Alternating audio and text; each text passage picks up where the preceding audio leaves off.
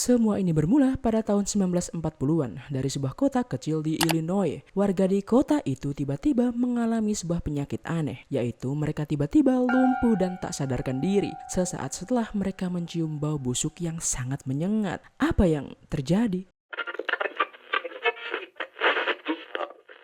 Saat itu perang Eropa Pasifik sedang berlangsung, tepatnya pada 1 September 1944. Tapi kota Manhattan yang ada di Illinois tetap tenang dan tidak terdampak akan konflik apapun. Ya, di samping ini hanya sebuah kota kecil. Namun pada sebuah malam, seorang warga bernama Alin Kearney sedang menidurkan anaknya, sementara suaminya sedang bekerja sebagai supir taksi. Saat sudah selesai menidurkan anaknya, Alin ingin berbaring di tempat tidur. Namun ia mencium bau wangi yang sangat menyengat dari luar jendela. Semakin ia cium, bau itu semakin kuat. Bukan hantu, ia bahkan tidak bisa merasakan beberapa tubuhnya, seperti dia tiba-tiba lumpuh. Ia kemudian berteriak dan memanggil saudara perempuannya yang ada di lantai 1. Saudarinya itu langsung mengeluarkan gas itu dari kamarnya dan menutup jendela. Setelah kejadian malam itu, ia melapor kepada polisi bahwa ia diserang oleh seorang dengan gas pelumpuh. Polisi kemudian melakukan patroli karena serangan dengan gas beracun sangat berbahaya karena bisa mengenai orang yang tidak bersalah. Itu juga sebab kenapa perang tidak boleh menggunakan senjata kimia atau gas beracun, karena dampaknya terlalu luas. Namun setelah penyelidikan itu, mereka tidak bisa menemukan apa-apa. Namun suami dari Alin berkata, beberapa kali saat ia pulang dari kerja pada malam hari, ia seperti melihat orang mencurigakan berpakaian gelap, tapi ia sendiri tidak yakin itu siapa. Cerita ini menggemparkan warga Manhattan, bahkan sampai masuk ke sebuah surat kabar. Mereka menuliskan berita utama dengan judul Anesthetic Prowler on the Loose, atau pemburu anestetik sedang berkeliaran. Namun sesaat setelah berita ini muncul, laporan terkait gas beracun ini semakin banyak. Karena banyaknya warga yang mencium bau yang sama, polisi dan wartawan segera mempelajari lebih lanjut tentang kasus ini. Mereka kemudian menyebut orang misterius ini sebagai Matt Gasser of Manhattan.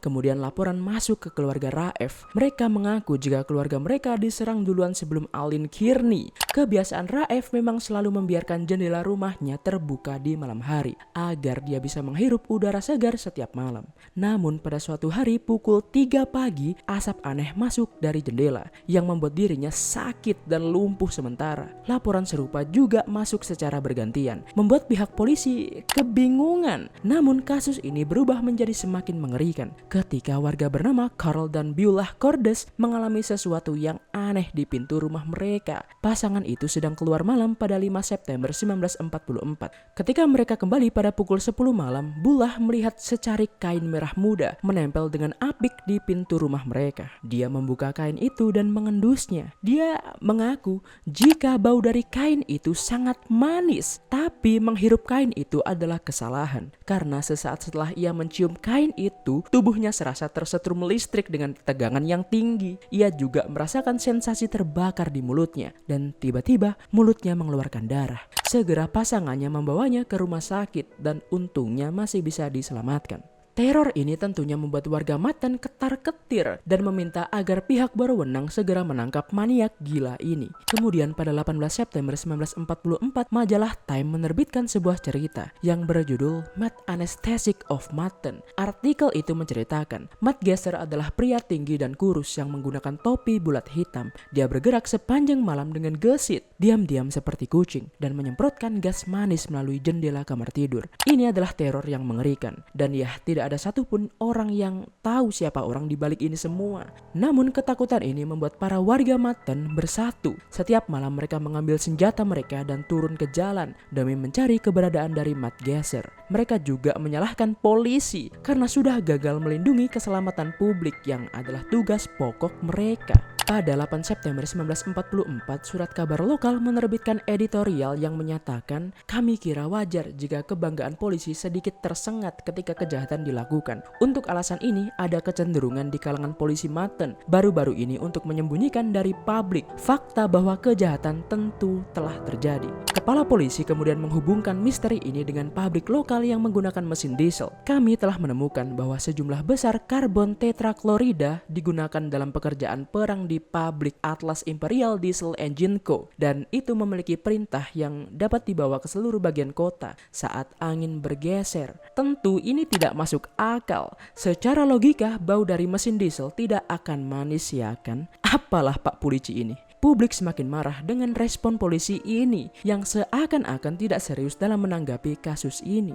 Dialihkan dengan ini semua, membuat warga Maten lengah. Matt Gesser dengan diam-diam melancarkan aksinya dan ada 8 laporan serangan beruntun dari Matt Gesser. Salah satu korban bernama Miss Frances Smith mengaku jika dia mendengar suara aneh di luar rumahnya seperti suara alat penyemprot gas dan dia percaya jika itu adalah Matt Gesser saat melancarkan aksinya.